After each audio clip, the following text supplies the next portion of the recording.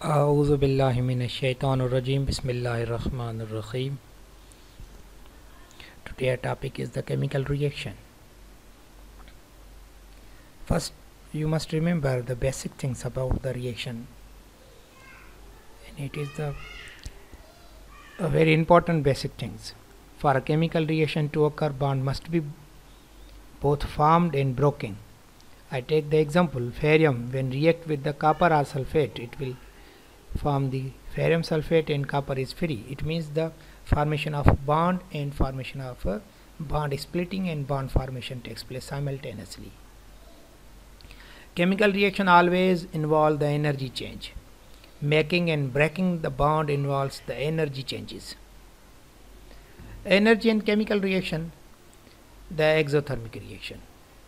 These reactions give out the heat energy. It means during this reaction heat is evolved. And second one is all the combustion reaction is an example of the exothermic reaction. And second kind of the chemical reaction is the endothermic reaction. These reactions take in heat energy from their surroundings. It means the energy is absorbed by the reaction, and these cause the temperature to fall.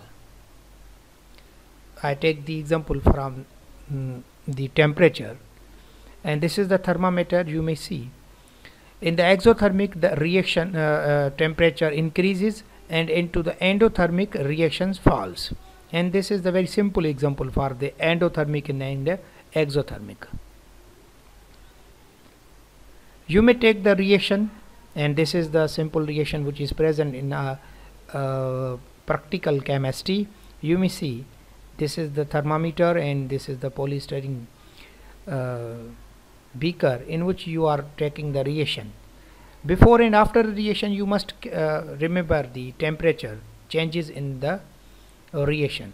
If the temperature increases, it means the exothermic reaction takes place. If the temperature decreases, it means endothermic reaction decrease.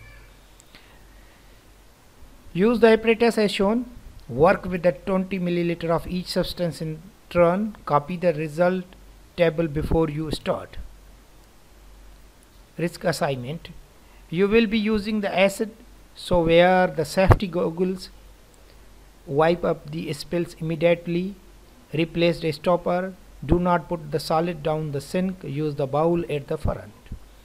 ये जेके risk assessment शयूं आहिनि इहे छो जो असां वटि normally practical थियनि नथा, पर इहे प्रैक्टिकल जे टाइम ते एसिड बेस रिएक्शन जॾहिं बि कराईंदा आहियूं त इहे सेफ्टी इक्विपमेंट ज़रूरु पाईंदा आहियूं ऐं इहे इम्पोर्टेंट आहिनि. And you must remember these importance.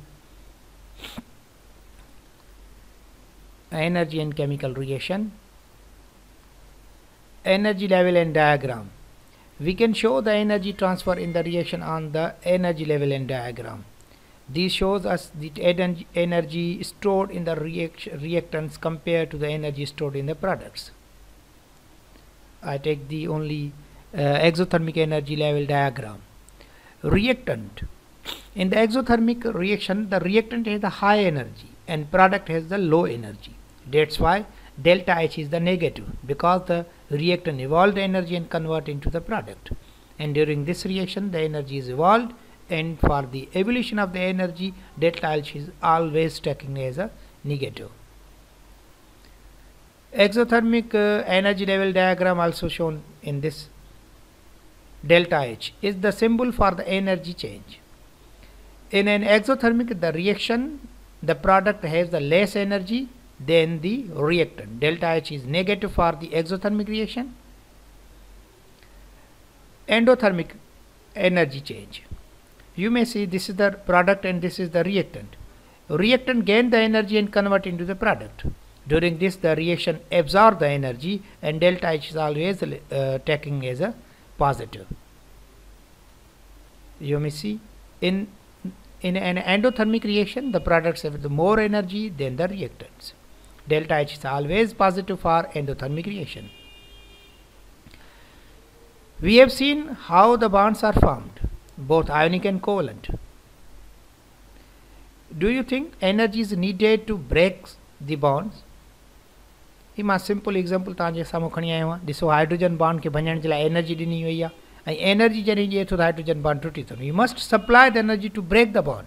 It means the breaking of bond is always endothermic reaction. Breaking bond requires energy, it is the endothermic. Breaking bond requires energy, it is the endothermic. Making a new bond give out the energy, it is exothermic.